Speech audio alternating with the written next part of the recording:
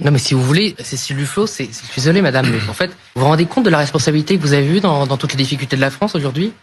L'arrêt du nucléaire, ça nous a coûté des dizaines de milliards d'euros. Les taxes punitives sur le carburant, sur le fioul, sur le gaz, qui ont mis dans la pauvreté toutes les classes populaires dans la ruralité. Le logement que vous avez mis à terre avec vos lois dont plus personne ne sait comment sortir. Et donc là, vous voulez nous proposer une solution à tous les problèmes que vous avez posés. Quand vous étiez allé avec M. Macron, avec M. Hollande, ça vous a pas posé problème jusqu'au jour où vous avez démissionné. Mais avant de démissionner, vous avez pris un poste avec M. Hollande.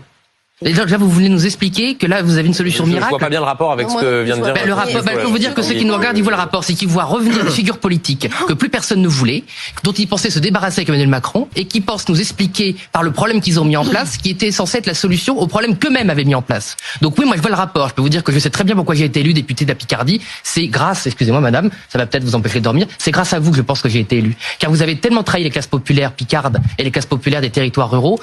Après cet extrait, Benjamin Duhamel intervient pour défendre Cécile Duflot, rappelant à Jean-Philippe Tanguy que les attaques personnelles sont interdites sur le plateau de BFM TV.